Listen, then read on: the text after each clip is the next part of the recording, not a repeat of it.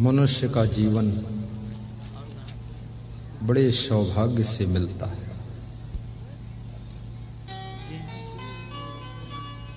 परंतु जीवन जीने का ढंग यदि नहीं आया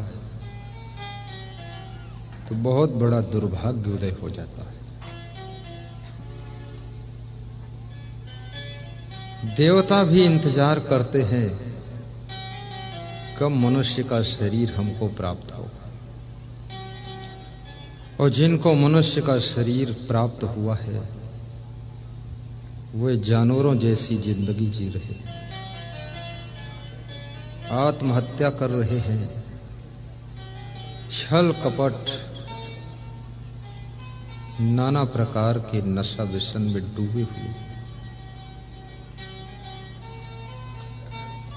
मनुष्य के रूप में भगवान श्री राम भी आए थे, मनुष्य के रूप में भगवान श्री कृष्ण,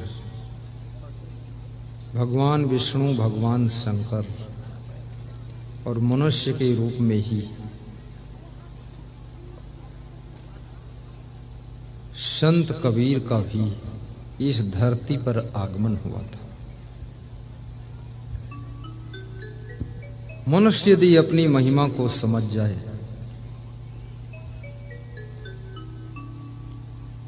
इस धरती को धन्य कर सकता है।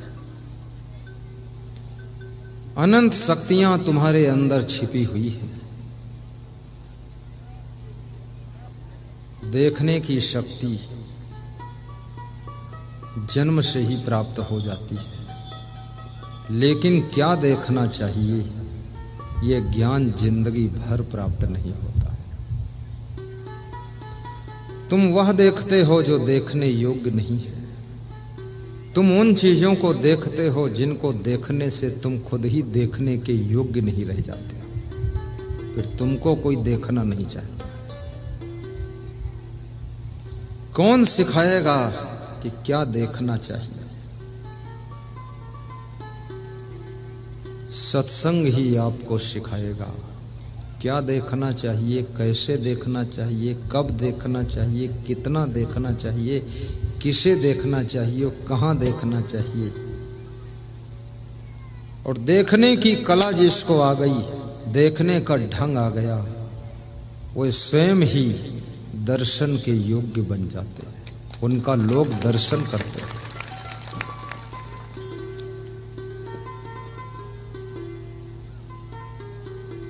जन्म से ही सुनना तो आ जाता है, तुम सुनते हो, बच्चा सुनता है, लेकिन क्या सुनना चाहिए ये बचपन, जवानी और बुढ़ापे तक तुम सीख नहीं पाते।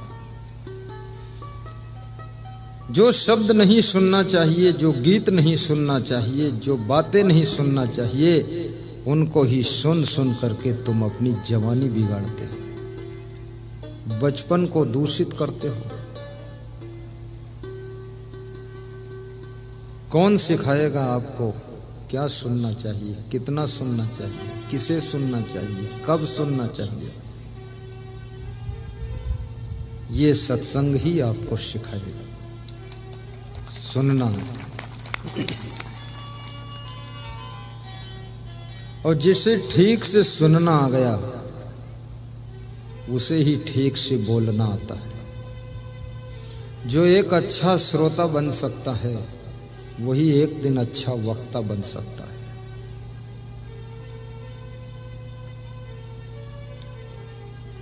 लोग ठीक से सुनते कहाँ हैं? जो सुनना चाहिए वो सुनते नहीं हैं, जो नहीं सुनना चाहिए कान में ईयरफोन लगाकर सुनते रहते कि जितना कचड़ा है बाहर बिल्कुल जाने ना पाए, कचड़ा सब अंदर घुस जाए।